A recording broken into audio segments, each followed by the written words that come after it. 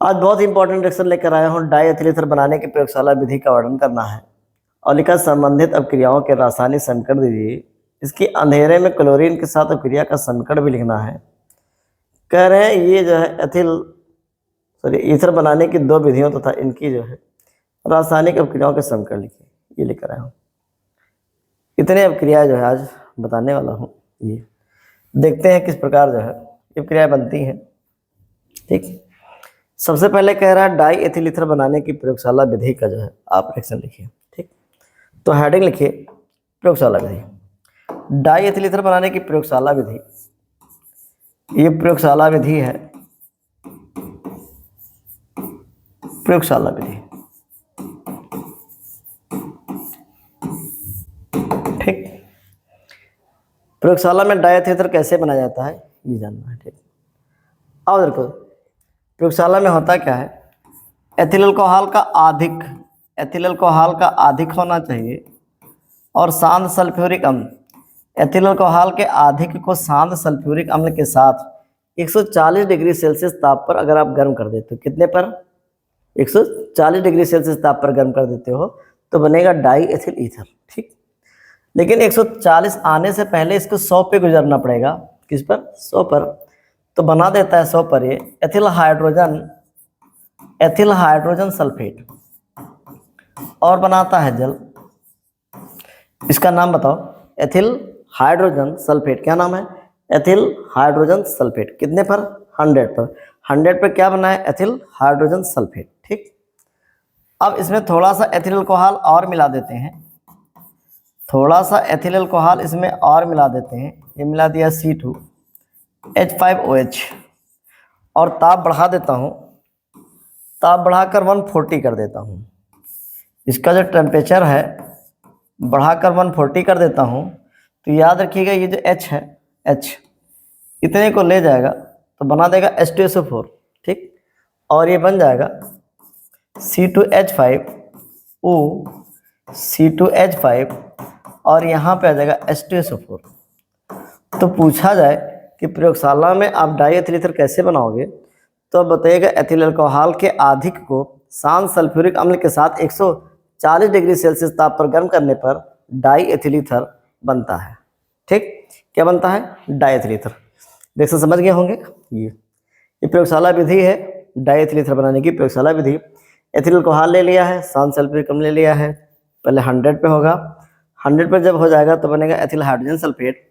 फिर इसको क्या करेंगे, थोड़ा सा एथिल अल्कोहल और मिला देंगे और टेम्परेचर इसका 140 कर देंगे, बन जाएगा डाई एथिल ईथर। ये अधिक में बनता है तो अधिक में बन जाएगा डाई एथिल ईथर। ठीक, अब क्या कह रहे हैं दूसरा कि विलियमसन संश्लेषण क्रिया द्वारा बना दीजिए।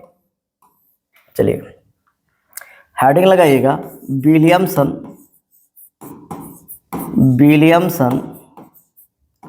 संश्लेषण, विलियमसन संश्लेषण विधि द्वारा कैसे बनाते हैं। ये विलियमसन संश्लेषण विधि द्वारा कैसे बनाते हैं डाई एथिल ईथर। ठीक, वैज्ञानिक का नाम है विलियमसन, उन्हें संश्लेषण विधि द्वारा डाई एथिल ईथर बनाया है। ठीक, डाई एथिल कैसे बनता है इधर देखते हैं। इन्होंने क्या किया, सोडियम एथॉक्साइड, इसका नाम है सोडियम एथॉक्साइड, लिख लीजिएगा सोडियम एथॉक्साइड। ये सोडियम एथॉक्साइड ये की अपक्रिया एथिल आयोडाइड से करा दी है। इसका नाम है एथिल आयोडाइड, नाम है एथिल आयोडाइड। तो सोडियम एथॉक्साइड की अपक्रिया एथिल आयोडाइड से करा देते हैं तो Na को ले जाता है और बना देता है C2H5OC2H5, C2H5OC2H5 और बन जाएगा NaI, सोडियम आयोडाइड। थोड़ा सा इसको गर्म कर देते हैं।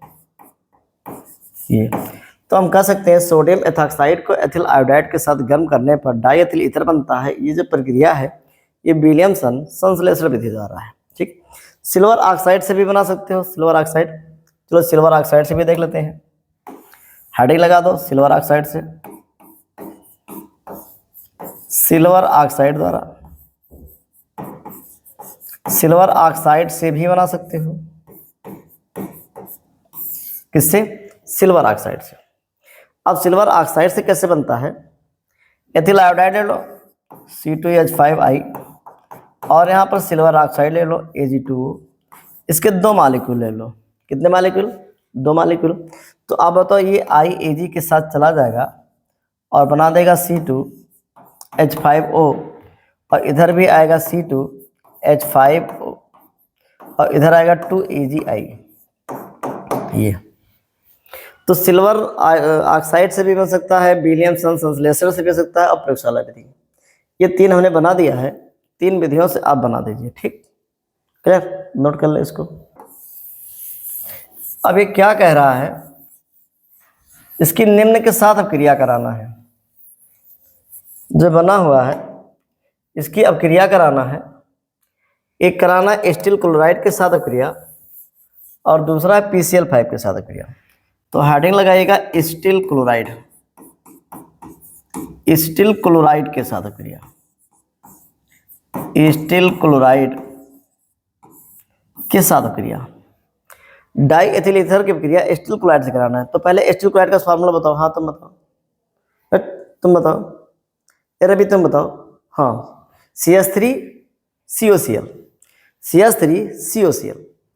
तो यहाँ पे लिख दिया है डाई एथिल ईथर C2H5 का होल ट्वाइस O, और स्टील क्लोराइड है CH3COCl। इससे अगर आप अब क्रिया करा देते हैं तो ये बना देता है CH3COOC2H5, CH3COOC2H5। नाम बताओ, एथिल एसीटेट। क्या नाम है, एथिल एसीटेट। और बना देगा ये एथिल क्लोराइड, और बनाएगा ये एथिल क्लोराइड। क्या बनाएगा, एथिल क्लोराइड। ये रिएक्शन है। सीखो यार, रिएक्शन सीखो, हटने की कोशिश मत करो, सीखो कैसे बनता है। ये die ethyl ether steel chloride से क्रिया करके एथिल एसीटेट बनाता है, और बनाता है एथिल क्लोराइड। अच्छा, PCl5 से, दूसरा कह रहे हैं PCl5 से करा दीजिए, PCl5 से। ठीक, चलो PCl5 से करा देते हैं। यहाँ लिख दिया C2H5 का होल ट्वाइस O, और अब क्रिया PCl5। PCl5 का नाम बताओ।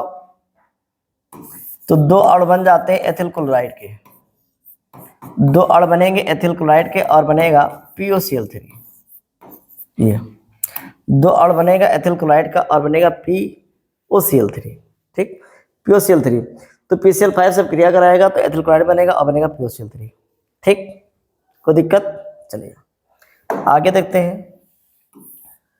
कह रहे हैं इसका जो है हाइड्रोजन आयोडाइड, ठंडे हाइड्रोजन आयोडाइड से करा दीजिए। तीसरा पॉइंट चेक करो, ठंडे हाइड्रोजन आयोडाइड से, ठंडे हाइड्रोजन आयोडाइड से, ठंडा HI से। ये ठीक, ठंडा HI से कैसे बनेगा जरा देखते हैं। तो मन लगा के सीखिए, मन लगा कर। ये लिख दिया C2H5 का होल ट्वाइस, C2H5 का होल ट्वाइस। इसकी अब क्रिया अगर हम HI से करा देते हैं, और माध्यम कैसा है, ये ठंडा है, तो पहली बात बनाएगा एथिल अल्कोहल बनेगा। ये बना देगा C2H5OH, और बनाएगा C2H5I। ये C2H5OH बना देगा, और C2H5I दो कैसे, इसको 2 बार लिख दो। यहाँ भी है C2H5, इनका कनेक्शन O से है और लगा है ऐसे। अगर यहाँ से इसको ले जाए इसको, तो बना देगा C2H5, तो यहाँ बचेगा C2H5I। एक बना देगा एथिल अल्कोहल, दूसरा बनेगा एथिल आयोडाइड। गर्म में होगा तो हो सकता है 2 अणु एथिल आयोडाइड बन जाए, ये बनता चला जाएगा। ये तो आप रिएक्शन समझ गए होंगे कैसे कैसे बन रहा है। ये कह रहे हैं क्लोरीन के साथ अब क्रिया, अंधेरे में क्लोरीन के साथ अब क्रिया करा देंगे तो एक Cl हट जाएगा, उससे बन जाएगा। चलिए फिर कह रहे हैं ईथर की शुद्धता की पहचान जो है किस प्रकार से करेंगे। ईथर की शुद्धता की पहचान किस प्रकार से करेंगे। ईथर की शुद्धता का पहचान, टॉपिक लिखिएगा ईथर की शुद्धता का पहचान। ईथर की शुद्धता, ये अब जरा देखो ईथर अशुद्ध क्यों होता है पहले समझो। इसमें डाई एथिल ईथर हाइड्रोपरऑक्साइड बन जाता है, हाइड्रोपरऑक्साइड बन जाता है जो विषैला है। अब इसका प्रयोग निषेचक के रूप में नहीं किया जा सकता है ये। तो हम क्या करेंगे, अब जरा देखिए क्या होता है। एक पात्र ले लिया है और एक पात्र यहां ले लिया है, ठीक। एक में जो है ईथर रख लिया है, ये ईथर है, और एक में पोटेशियम आयोडाइड विलयन है, ये पोटेशियम आयोडाइड विलयन है, ये आई। अब क्या करते हैं, पोटेशियम आयोडाइड विलयन को इसमें डालते हैं। पोटेशियम आयोडाइड विलयन को अगर इसमें डाल दिया है, ये इसमें ऐसे पड़ रहा है ये, और पता चले ये आयोडीन गैस मुक्त हो रही है। कौन सी गैस मुक्त हो रही है, आयोडीन गैस मुक्त हो रही है, ठीक। अगर हम ईथर में पोटेशियम आयोडाइड के कुछ विलयन को डाला जाए या पोटेशियम आयोडाइड में ईथर को मिलाया जाए, अगर आयोडीन गैस मुक्त हो रही है तो याद रखिएगा 100% ईथर अशुद्ध हो गया है, ईथर अशुद्ध हो चुका है, ईथर अशुद्ध हो गया है, ठीक। शुद्ध ईथर कभी भी आयोडीन गैस मुक्त नहीं करती है, शुद्ध ईथर आयोडीन गैस मुक्त नहीं करती है, शुद्ध ईथर आयोडीन गैस मुक्त नहीं करती है, मुक्त नहीं करती है। अब आप समझ गए ईथर की शुद्धता। ईथर अशुद्ध कब है, क्योंकि जब हाइड्रोपरऑक्साइड बन जाएगा, मतलब डाई एथिल ईथर हाइड्रोपरऑक्साइड बन जाता है तो अशुद्ध है। अब इसका प्रयोग निश्चेतक के रूप में नहीं किया जा सकता है। अब क्या करेंगे, शुद्धता की जांच के लिए सबसे पहले ये ईथर को पोटेशियम आयोडाइड विलयन में मिला दो, या ईथर में पोटेशियम आयोडाइड विलयन मिलाकर देखते हैं। अगर आयोडीन गैस मुक्त हो रही, कौन सी गैस, आयोडीन गैस मुक्त हो रही है, तो जान लो ईथर अशुद्ध हो गया है, क्योंकि शुद्ध ईथर कभी भी आयोडीन गैस मुक्त नहीं करती है। इस प्रकार ईथर की शुद्धता के परीक्षण जो है किया जा सकता है, ठीक। Thank you.